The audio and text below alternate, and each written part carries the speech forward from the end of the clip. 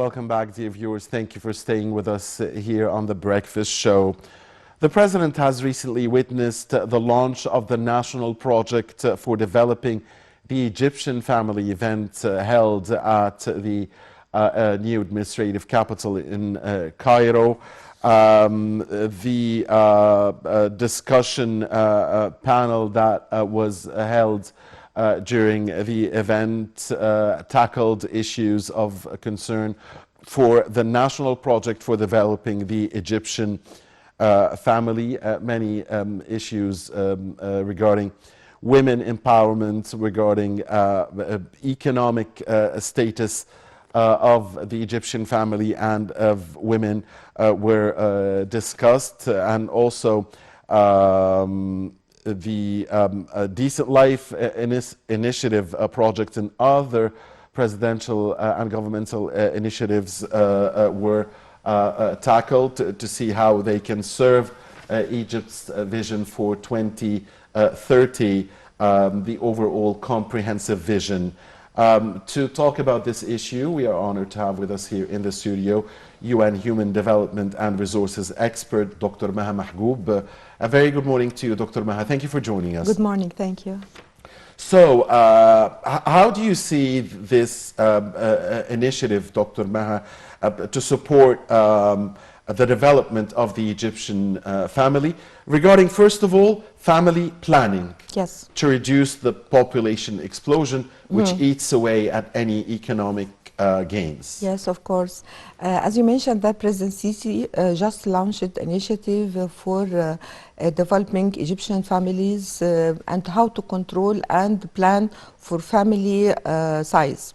The average, in some villages, we can find the average family members 6 persons per family. And in Egypt, we have annual increase of population about 2.5 annually, 2.5 million. So the 2.5 million needs education, health services to be provided for them. And of course, it's linked with our GDP. Therefore, the initiative just launched or target 1,520 villages all over 20 governorates all over Egypt, and how to control the birth of families and how to control the quality of life for those people. And I would like to mention some initiatives, good initiatives, for example, for women, just to motivate them how to control their families and so on. For example, they have a long saving plan. It declares that or target women from the age from 21 years old to 40. And if those women are going to get just 2 children, so at the age of 45, so they might get 60,000 Egyptian pounds. Just how to motivate those people to control their family members for a decent life. And of course, as you mentioned, that so there's an incentive here. Yes, incentive for women and other initiatives related to entrepreneurship, how to boost entrepreneurship, how to encourage small and medium-sized projects, especially targeted for household women. And these initiatives, which care about social and economic issues, is related to Egypt Vision 2030, which is aligned with the Sustainable Goals of Development of the United Nations, which has been launched in 2015. Right, Dr. Maha. So you talked to us about those important incentives for family planning. Speaking of the economic empowerment part, Dr. Hala Said, the Minister of Planning, revealed that there is a plan for family development through economic empowerment via the deferred savings document. So can you talk to us about more in detail about that deferred savings document? Yes, the saving documents, as I mentioned, that it encourage Egyptian women how to control their families, and they just launched the initiative. If these women are going to get just only 2 kids per families, so maybe they can have financial remuneration at the age of 45. So they are providing financial incentives for Egyptian families, for women. On the other hand, other economic empowerment and support are provided to women, especially for people who wants to establish their own projects. For example, as part of economic empowerment.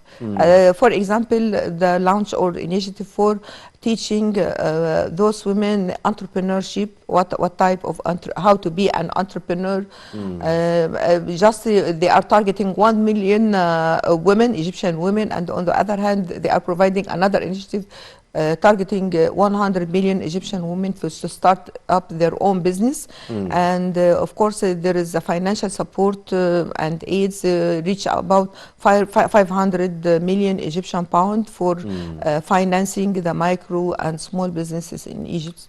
So what are the specifications, Dr. Maha, that must be available in a project in order to ensure that it gets financed and that it would be continuous and successful? Of course, at the beginning, we start with business model just to know what about the value proposition of any projects, what about the target customers, what about the product itself, communication channel, who are the partners of the project, what about the essential resources to accomplish this project, what about the main expenses and the main revenue of this project. Of course, in small villages and rural areas, so we cannot tell the women or any people who wants to establish their own project, okay, draw your business model or write your business plan. But the most important thing that the business idea meet market needs. So if there is a need in the market for the product or service, so the project will be successful. So what are the sectors, Dr. Maha, that we are training women in and girls in to set up small and medium enterprises? It depends on their talents and experience. For example, if you are talking about in Upper Egypt or in North Egypt, so in agriculture area, so what about the most convenient project which is matching with their culture? For example, in Fayoum, maybe they have the palm leaves and they can manufacture some handmade projects. So it depends on the culture, the educational level, the background, the skills of the women. So there is technical skills which is specialized with the skills of the women, or maybe any entrepreneur who wants to establish their own business.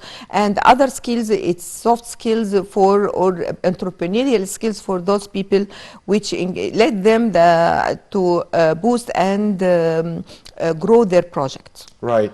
So Dr. Maha, can you tell us how these small and medium enterprises will impact the society at large once they get into full boost? Yes, of course, the small and medium-sized projects playing an important role not only in Egypt, but it's all over the world. Right.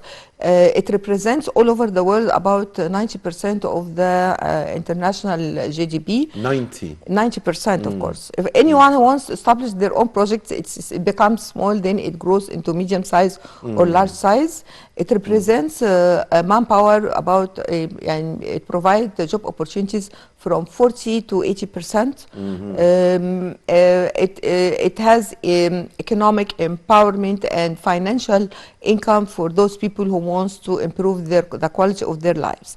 So it's very important just to boost the small and medium-sized projects and to raise awareness among people in Egypt. Just for example, if they don't have a full-time job, in that case maybe they can learn how to write their business plan, business model, how to start their own project. And of course, here in Egypt we have a lot of governmental and non-governmental areas which provide huge support in entrepreneurship and small projects, either it's technical or management and soft skills for those people.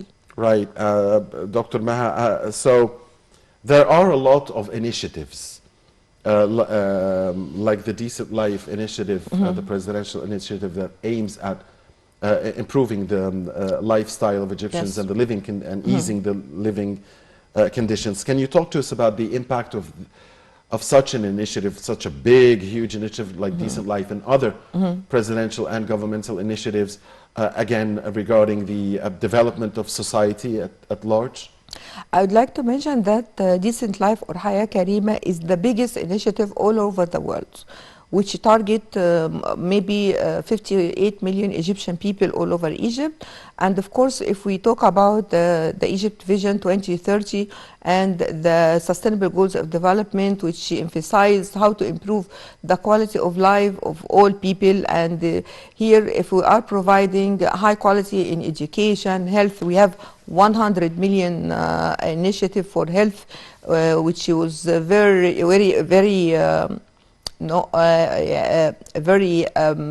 successful initiatives, how to provide a high quality of education, providing decent houses, providing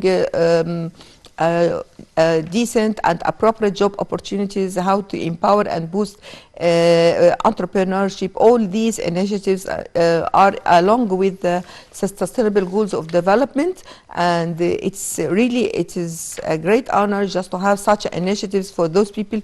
And already they have improved a lot of families, the quality of life of some families, just moving them from old houses to new houses, providing them financial aids. Haya Karima just providing monthly financial support. So most of certain people who are the most marginal people, they get benefit from the Decent Life initiative.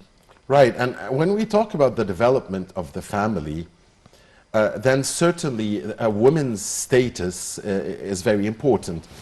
And Egypt has managed over the past phase to make steady steps in the field of equality and women empowerment. In 2019, Egypt celebrated the 100th anniversary of the participation of Egyptian women in public life.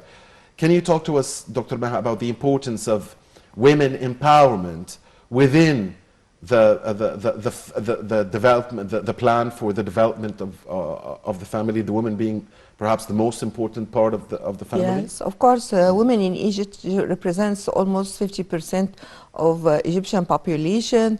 And if we talk about women empowerment, we talk about political, social, and economic. If we talk about women empowerment in political, now we have more than 25% represented women in the Egyptian parliament. More than eight ministers in Egypt. They are deputy of governorates. So in political life, so women has been empowered. If we talk about economically, so for example, we look after how to empower householded women. They are representing from 20 to 40% of the Egyptian population, and they are allocating 10.5 of Decent Life initiatives target householded women, how to start their own project, how to provide them with the decent houses and so on. Socially, how to look after the families, their children, how to provide a high quality of education by expanding the improvement and continuous development of education in Egypt. So it's consistent and ongoing process for continuous development to reach high quality of decent life with the Egyptian population. Having said that, Dr. Maha, there must be some obstacles that face this issue of equality between women and men in Egypt and women empowerment in general. What are these obstacles and what are the best means to overcome them? Yes, President Sisi just emphasized how to provide equality between men and women, and which is aligned with the international goals. And on the other hand, how to empower women to reach certain status to be equivalent with men.